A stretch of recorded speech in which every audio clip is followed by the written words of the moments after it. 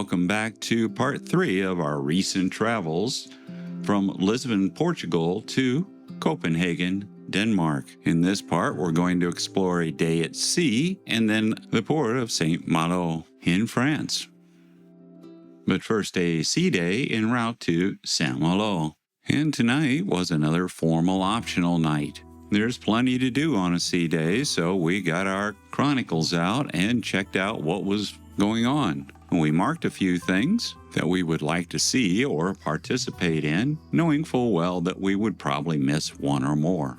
One thing we saw on the schedule that was echoed on the opening and closing list for the various venues was a signature silver brunch. But one thing we had to do before we thought about food was hit the gym. So walking up one deck to deck 6, we made our way to the fitness center.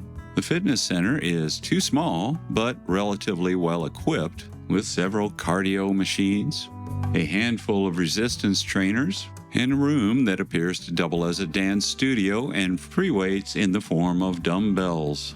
And so later that morning, really closer to lunch for us, we went to the signature Silver Brunch. The Silver Brunch is so large it cannot be contained in just one restaurant and was spread out between Indochine and Atlantide. The feast starts right away in the hallway leading up to the 2 restaurants. We are greeted with canapes of caviar and mimosas. Walking into Atlantide, you are greeted with a large table veritably overflowing with different dishes. There is also a cornucopia of fresh fruits, 2 separate salad bars, guarded over by minions and what appeared to be a Pooh Bear of sorts.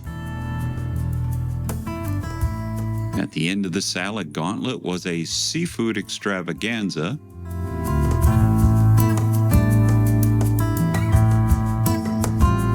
And if you went down the Indochine side, you were greeted with sushi and another hot line with an entirely different set of dishes.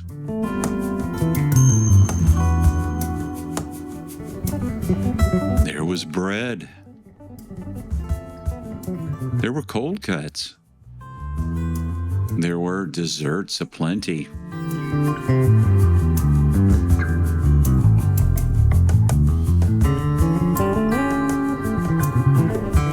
We tried to eat light, and for the most part, we succeeded. What you don't see here are the various plates of desserts that we filled and then consumed. Ah, well, it's the thought that counts. Later that afternoon, it was time for Name That Tune in Dolce Vita. Oh, I know that one. It's by Dire Straits. What is it? Well, I'm sorry, can't remember. Next. To song number 6. Typical of most of the ones that I heard. No idea.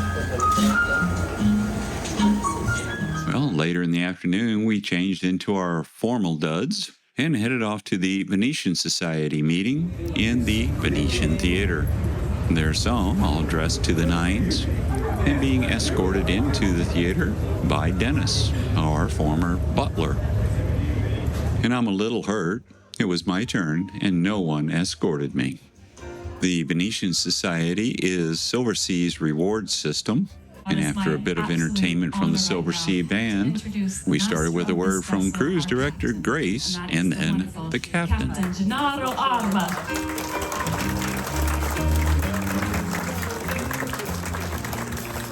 Dennis.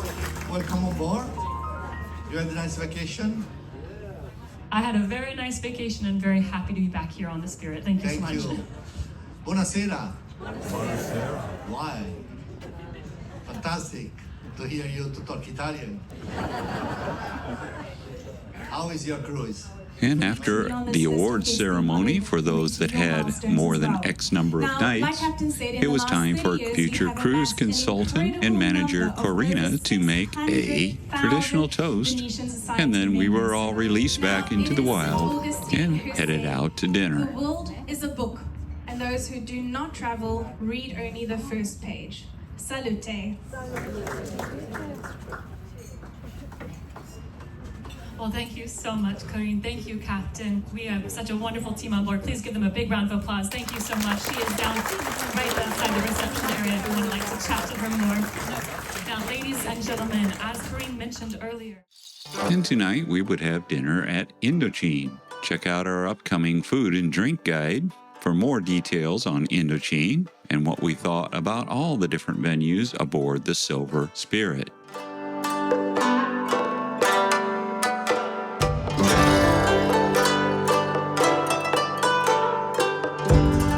And after dinner and a bit of carousing around, it was back to the Venetian Theatre for Ian Cooper, tonight's headliner, a fantastic and energetic violinist / fiddle player.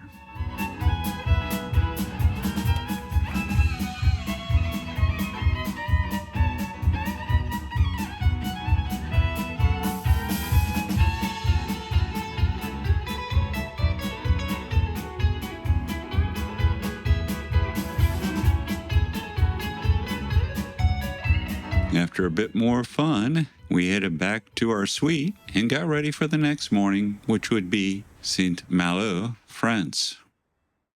Saint-Malo is a historic French port in the Brittany region of France, sitting on the English Channel. It is a walled city and had a long history of piracy, earning much of its wealth from local extortion ventures and from overseas adventures. After a quick breakfast and our morning cappuccino in the Arts Cafe, decided on a little self-excurting and decided to take a tender to Saint-Malo and walk the city walls.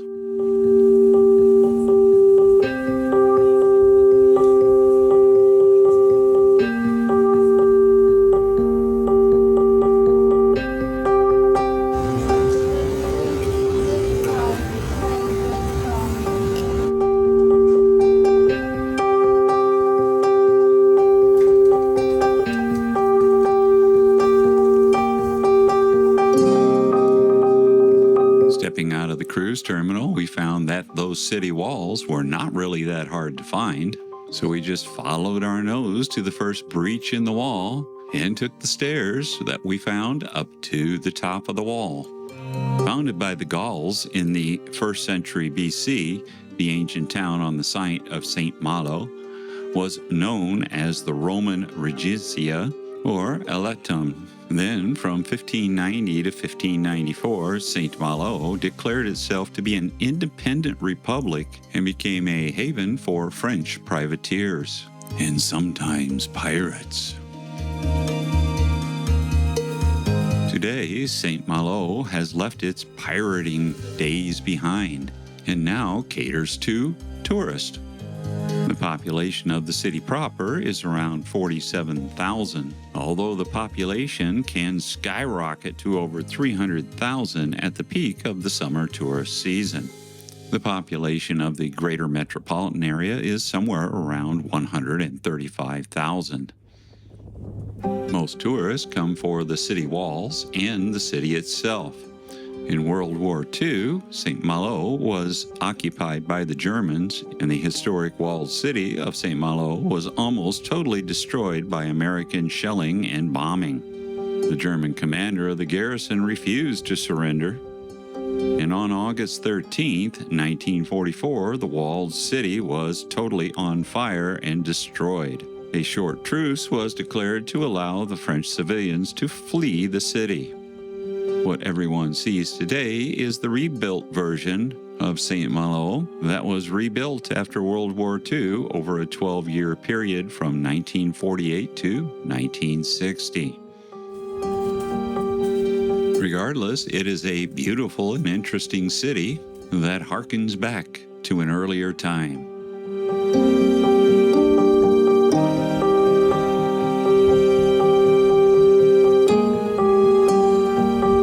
Rain threatening, we thought it would be a good idea to return to the ship for lunch and plan out our afternoon. So back we went.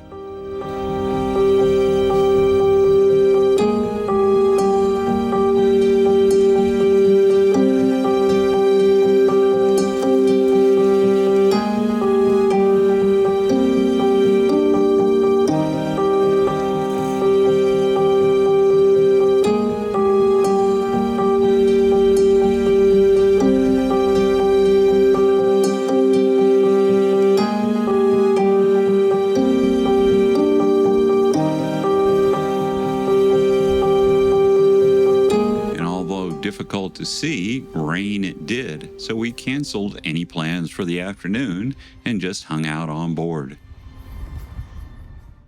We walked up to deck 9 for an afternoon drink in the Panorama Lounge. Today's choice, a Singapore sling, was back out walking the decks that were under roof. As you can see here clearly, it has started to rain rather heavily.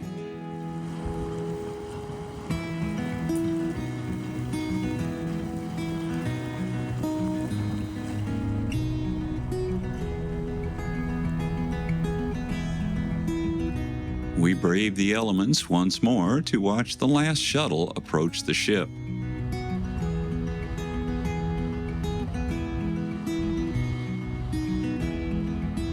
It had turned out to be a cold, windy, and rainy day, and after witnessing the last tender returning,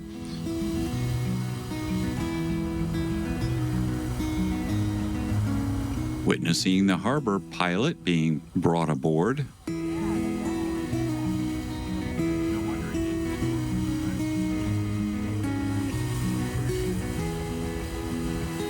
and watching the last shuttle being stowed, we called it quits and retreated to the warm and comfy interior of the Silver Spirit.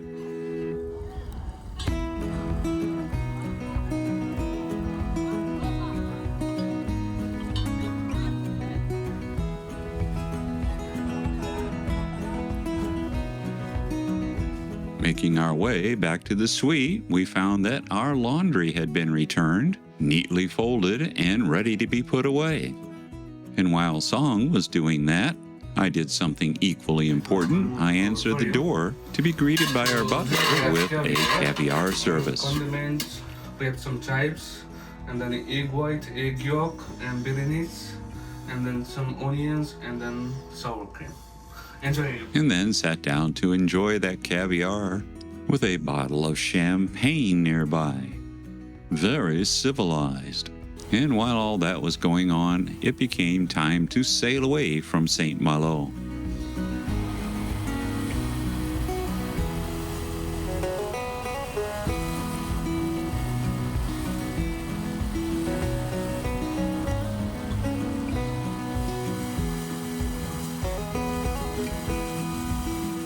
And after that sail away, it was time to change and, well, you know what? Time for dinner. Tonight, it would once more be at Atlantide. Check out our upcoming dining and drink guide for more information on Atlantide and all of the other venues aboard the Silver Spirit. Tonight, we joined friends, Tom and Carol, for dinner and enjoyed a special treat, a Grand Marnier soufflé.